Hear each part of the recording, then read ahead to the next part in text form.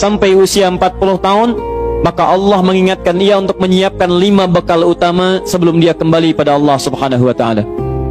Hati-hati yang sudah sampai 40 tahun, jika Anda belum memiliki satu di antara 5 ini, Anda mesti khawatir. Karena ini peringatan dari Al-Quran. Baik, 1. Qala rabbi auzi'ni an ashkura ni'mataka allati an'amta 'alayya wa 'ala walidayya. Amanat pertama, kata Allah, dia mesti memperbanyak doa kepada Allah Subhanahu wa taala agar dibimbing. Banyak doa agar dibimbing mensyukuri nikmat hidup, plus bisa meningkatkan bakti pada orang tua. 1. Rabbi auzi'ni an ashkura ni'mataka allati an'amta 'alayya wa 'ala walidayya. Perhatikan baik-baik.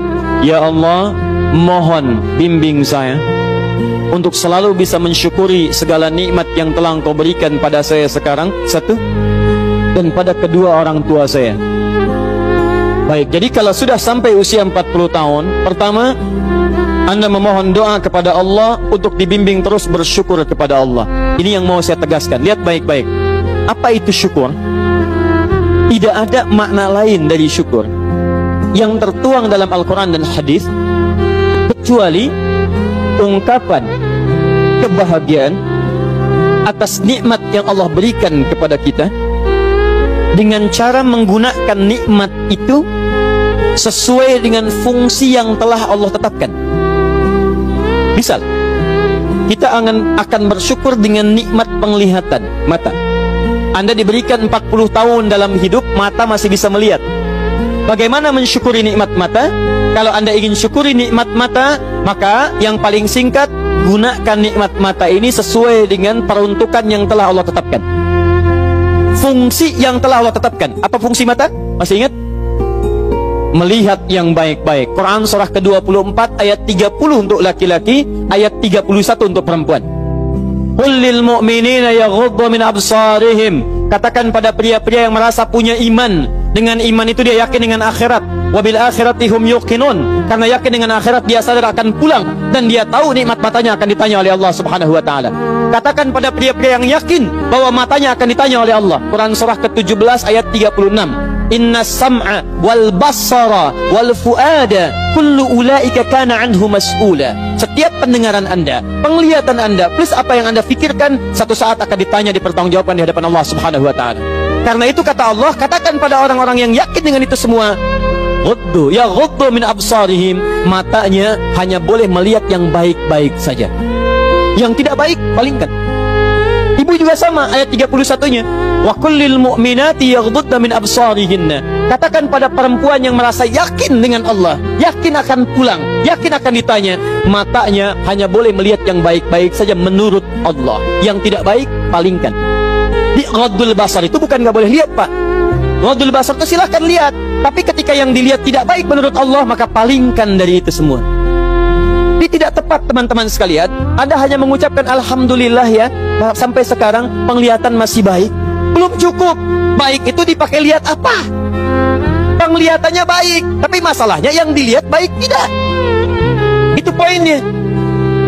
Maaf, ada anak usia 4 tahun, Bu, Pak, tidak bisa melihat.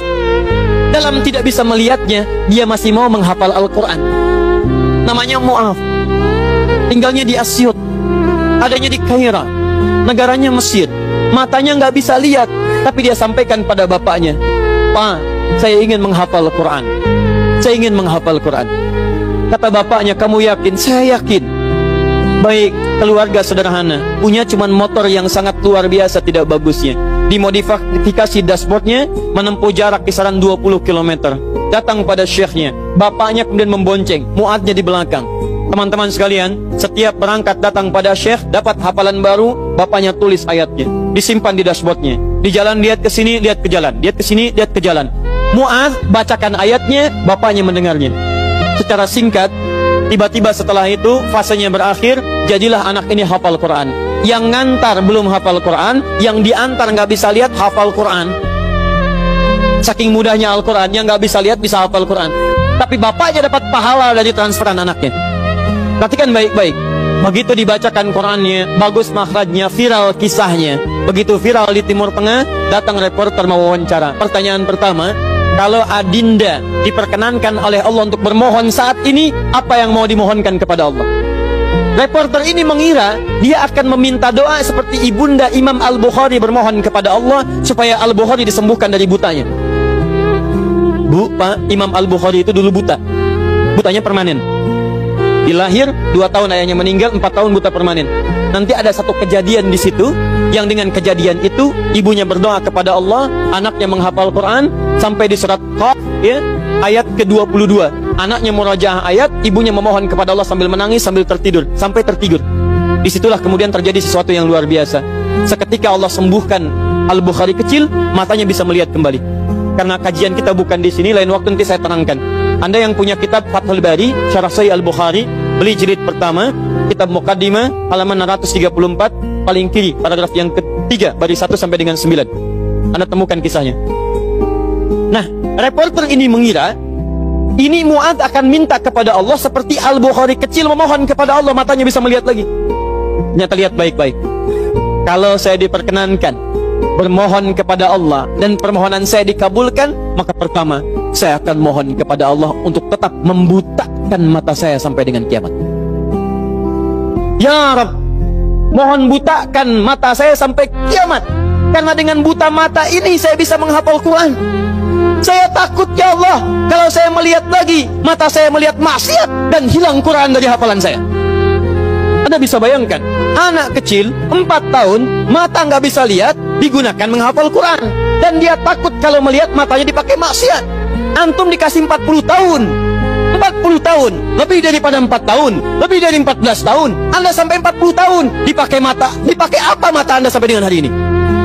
Berapa maksiat yang telah Anda kumpulkan dari mata Anda itu? Mungkin wajar, jangankan hafal, baca masih sulit, lihat mushaf masih enggan, membaca masih susah. Kalau Anda sulit berhadapan dengan Al-Quran dalam pandangan Anda, tanyakan pada diri Anda, dipakai maksiat apa mata ini selama ini?